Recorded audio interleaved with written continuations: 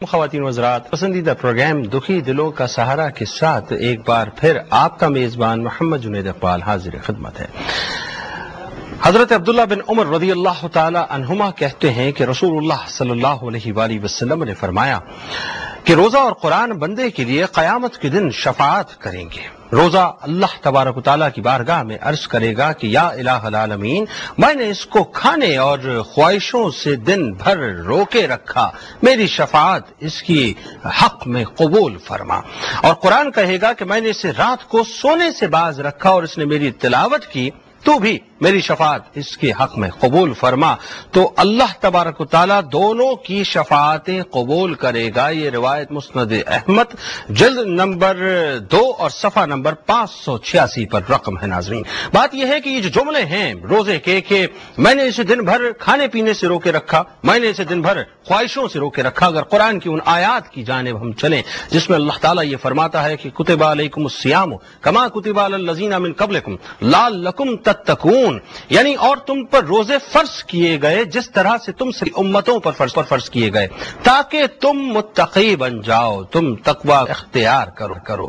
ناظرین، بات یہ ہے، یہ جو لعلکم کا کنسپٹ ہے اس کے اندر بہت واضح طور پہ یہ بات ہے کہ اگر تم روزے کی روح کو صحیح طور سے پہنچ گئے اور اس کی حقیقت سمجھ گئے تو یہ روزہ بے شک تمہیں تقوی کی جانب لے جائے گا، اور یہی تقوی دراصل تمہارے روزے کو ممتاز کرے گا، مکرم کرے گا، قابل قبول کرے گا، اللہ کی بارگاہ میں قبولیت کا شرف عطا فرمائے گا۔ اور اس کے بعد یہی روزہ جب محشر کے روز اللہ کے حضور تم حاضر ہوگے تو اللہ سے استدعا کرے گا کہ اے الہ العالمین، میری شفاعت، میری درخواست، میری ریکویسٹ، میری التجا اس بندے کے حق میں قبول کر، کیونکہ اس نے دن بھر اپنے آپ کو خواہشات سے روکے رکھا اور کھانے سے روکے رکھا۔ اور قرآن ناظرین صرف بات یہ ہے کہ قرآن پڑھنا مقصد نہیں ہے، بلکہ قرآن تو خود کہتا ہے کہ ورتل القرآن ترتیلا، یعنی قرآن کو ٹھہر ٹھہر کر پڑھو، فہم کے ساتھ پڑھو، سمجھ کے ساتھ پڑھو، تاکہ قرآن صرف پڑھنے کے لیے نہ ہو بلکہ قرآن کو پڑھا بھی جائے،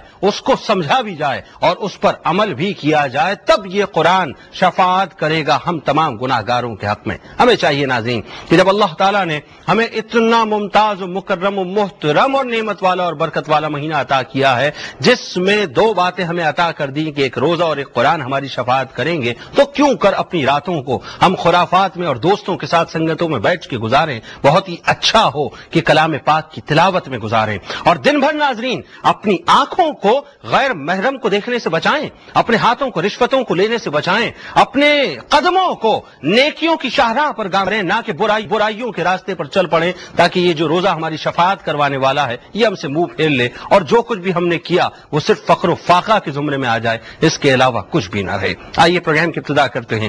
اس کے فارمیٹ، اس کی ترکیب کے اعتبار سے حضرت مولانا بشیر فاروق قادری صاحب جو کہ سرپرست اعلیٰ ہیں سیلانی ویلفیئر ٹرسٹ کے، ہمارے ساتھ تشریف فرما ہیں، شامل کرتے ہیں اپنے پہلے کالر کو اور دیکھیں اس وقت ہمارے ساتھ کون ہیں۔ السلام علیکم۔ ہیلو، السلام علیکم۔ وعلیکم السلام۔ جی میں عائشہ بات کر رہی ہوں پشاور سے۔ جی عائشہ صاحب۔ جی جنید بھائی، سب سے پہلے تو میں 3 مسئلے ہیں لیکن اس سے پہلے میں کچھ کہنا چاہتی ہوں۔ بالکل فرمائیے۔ وہ یہ ہے کہ ہم آپ سب لوگوں کا بہت بہت شکر گزار ہے، حضرت صاحب کا بہت بہت شکریہ۔ آپ جانتے ہیں میرے ابو 1 سال کام نہیں کرتے لیکن ان کی وظیفوں کی عطا فرماتی،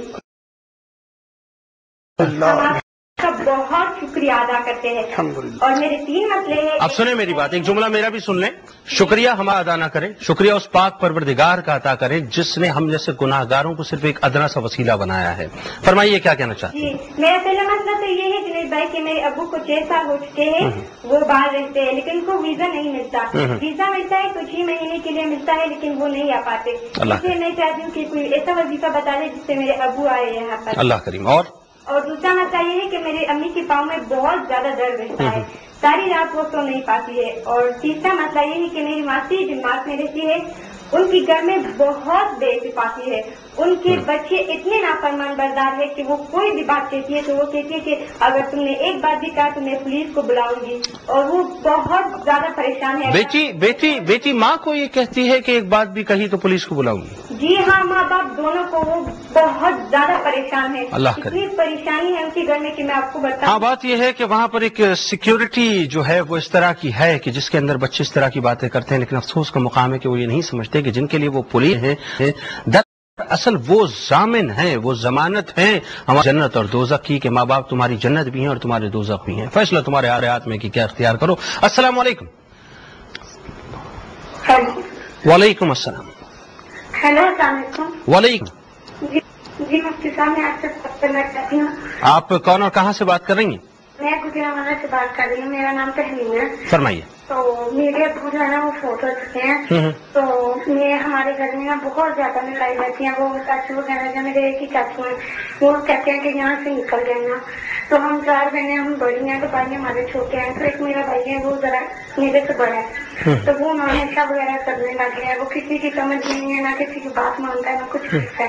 ہر وقت نہ ہمارے گھر میں لڑائی ہی رہتی ہے. تو میں چاہتی ہوں کہ مجھے آپ بتا دیں کوئی ذریعہ. آپ کے والد کا انتقال ہو گیا، آپ کی چاچا کی آپ کفالت میں ہیں اور آپ کے چاچا آپ لوگوں کو باہر نکالنا چاہتے ہیں. ہاں جی. تو جو میرے بھائی ہیں نا ان کو نا وہ کافی زیادہ امیر لوگ ہیں، لیکن میرے وہ فوت ہو گیا. ہمارا سارا بزنس وغیرہ بھی اللہ کریم ہے بیٹا، آپ کو ضرور بتاتے ہیں. ناظرین، آپ رہیں گے ہمارے ساتھ اور ہم رہیں گے آپ کے ساتھ. آپ کی کالز کے ساتھ ملاقات کرتے ہیں ایک مختصر سے وقفے کے بعد. خدمت ہے، شامل کریں گے اپنے اگلے کالر کو اور دیکھیں اس وقت ہمارے ساتھ کون ہیں. السلام علیکم. السلام.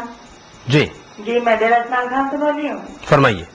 یہ 5 سال ہو گیا ہمارے میاں جو ہے پولیس میں تھے، ابھی 5 سال ہو گیا ریٹائر ہوئے نا. بہت پریشانی ہے. کوئی بولتے ہیں کہ جادو ہے، کوئی کچھ بولتے ہیں. اچھا. 4-5 بچے سب بے روزگار ہیں. اللہ کریم. مہربانی کرے ذرا دیکھیں تو. اللہ کریم. آپ کو بتاتے ہیں. آپ کا بہت شکریہ، آپ نے ہمیں کال کیا. السلام علیکم حضرت صاحب. وعلیکم السلام ورحمۃ اللہ وبرکاتہ. جی حضرت صاحب. پہلے تو عائشہ صاحبہ الحمدللہ رب العالمین، آپ نے جو ہمیں خوشخبری سنائی اس کا ہم آپ کے مشکور ہیں. اور اللہ تعالیٰ کی رحمت سے آپ کے پیغام پوری دنیا نے سنا کہ آپ نے اللہ تبارک و تعالیٰ کی اونچے ناموں کا سہارا لیا. اللہ تعالیٰ نے آپ کے والد صاحب کی روزی میں آسانیاں کر دی. پوری دنیا کے مسلمانوں سے میں درخواست کروں گا کہ جس قدر ہو سکے اللہ تعالیٰ کے ناموں کا سہارا لیں. انشاءاللہ تعالیٰ ہر پریشانی ہماری دور ہو جائے گی. پیاری بہن، ویزے کے بارے میں آپ نے کہا ہے اور والدہ ماجدہ کے پاؤں کے درد کے بارے میں کہا ہے، اور وہ ڈینمارک میں جو خواتین جو عزیز آپ کی رہتی ہیں کا تذکرہ آپ نے کیا ہے. یاد رہے کہ اللہ تعالیٰ کی بارگاہ میں جیسے پہلے آپ نے اللہ سے رابطہ کیا، آپ کے مسائل حل ہوئے، آئندہ بھی ایسا ہی ہوتا رہے گا. حسبی اللہ و نعم الوکیل، نعم المولا و نعم النصیر. حسبی اللہ و نعم الوکیل، نعم المولا و نعم النصیر. حسبی اللہ و نعم الوکیل، نعم المولا و نعم النصیر. یہ 33 مرتبہ ہر نماز کے بعد پڑھیں اور اس کے بعد 100 مرتبہ درود و سلام پڑھیں. اللہ تعالیٰ کی بارگاہ سے امید رکھیں بہت جلدی آپ کے والد صاحب کے ویزے کا مسئلہ حل ہو جائے گا انشاءاللہ. والدہ ماجدہ کی پریشانی سے چھٹکارے کے لیے ان کو کہیں کہ وہ اللہ لا الہ الا هو الحی القیوم، اللہ لا الہ الا هو الحی القیوم 20 مرتبہ ہر نماز کے بعد پڑھ کر اپنے ہاتھوں پہ دم کر کے اپنے ہاتھوں کو درد کے مقام پر ملیں. ان کا درد ختم ہو جائے گا. ڈینمارک والے خاندان کو کہیں